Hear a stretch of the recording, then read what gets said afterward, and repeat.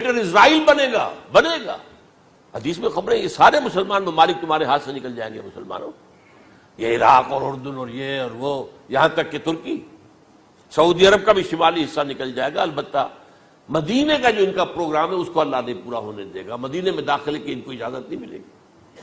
بہرحال یہ سارا کچھ ہونے والا ہے۔ وہ وقت بھی آنے والا ہے کہ حضور کی ایک حدیث کے مطابق ایک شخص کے 1000 بیٹے ہوں گے تو 999 ختم ہو جائیں گے، ایک بچے گا۔ یہ وقت بھی آنے والا ہے کہ حضور فرماتے ہیں اتنی بڑی جنگ ہوگی، اتنی خوریزی ہوگی کہ پوری زمین اٹھ جائے گی لاشوں سے۔ تو پرندہ جو ہے کوئی، ایک تو پرندے ہوتے ہیں کہ جو مردار خور ہے، گدھ ہے، وہ تو بڑی خوشی سے اتریں گے، تناول فرمائیں گے لاشوں کو۔ اسی طریقے سے کوے ہیں، چیلے ہیں، لیکن جو نفاست پسند پرندے ہیں وہ لاش کے اوپر اترنا نہیں چاہتے۔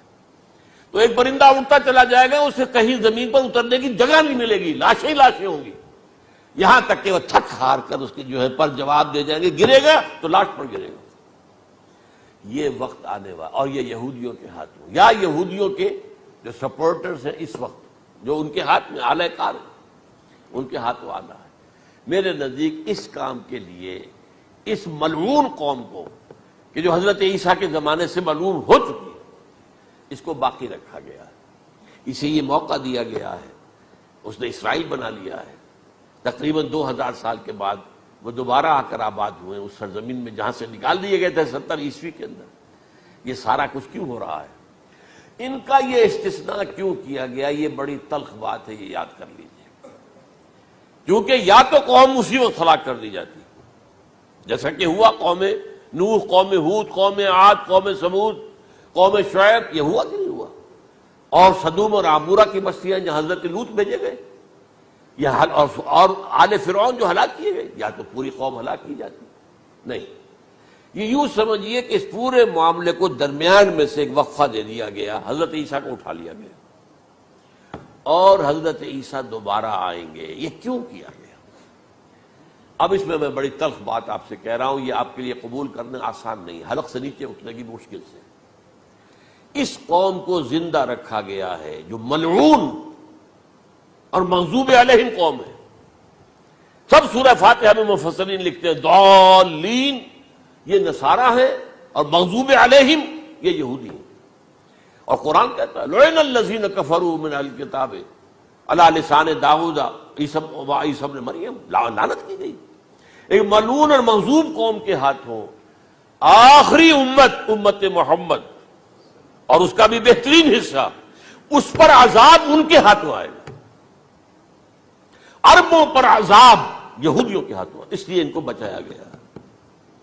یہ میں نے کئی دفعہ واقعہ سنایا، مولانا اسلائی صاحب بتایا کرتے تھے، کیونکہ وہ راجپوت تھے، یو پی کے راجپوت، مشرقی حصے کے، کہ ہمارے ہاں کوئی نوجوان اگر کوئی بڑی گری ہوئی حرکت کرتا تھا تو اس کے سر پر چمار کے ذریعے، چمار کے ہاتھوں جوتا لگوایا جاتا تھا۔ اگر راجپوت کے سر پر راجپوت کا جوتا گرا تو چلو تکلیف تو ہوئی، لیکن یہ کہ راجپوت کا جوتا گرا ہے نا، پڑا ہے، لیکن راجپوت کے سر پر چمار کا جوتا، جس کو آپ انگریزی میں کہتے ہیں to add insult to injury, وہ تکلیف بھی ہے جوتا کھانے کی، اور انسلٹ ہے کہ ایک چمار مار رہا۔ یہ امت سب سے خیر امت ہے، کنتم خیر امت اخرجت للناس۔ اس کے لیے عذاب بھی بدترین آئے گا، اور کن پر آئے گا؟ اس امت کا جو اصل نیوکلیس ہے، عرب، جس کے بارے میں حضور کی حدیث موجود ہے ویل للعرب، عرب کے لیے بہت بڑی ہلاکت ہے۔ اور آج ہماری نظر میں آ رہا ہے وہ ملعون اور مغضوب علیہم قوم، ان کے سینے کے اندر خنجر کی طرح بھونکی گئی ہے، اور 30 کروڑ کے قریب عرب بے حمیتی، بے غیرتی، بزدلی، کمزوری، ذلت، مسکرت کی مثال بنے ہوئے۔ کوئی بول سکتا ہے اس اسرائیل کے خلاف؟ کو بول سکتا ہے؟ 30-35 لاکھ آدمی ہے اسرائیل کے اندر یہودی، اس سے زیادہ تو امریکہ میں 50 لاکھ کے قریب، کل 1.25 کروڑ آدمی ہے یہ یہودی پوری دنیا کے اندر۔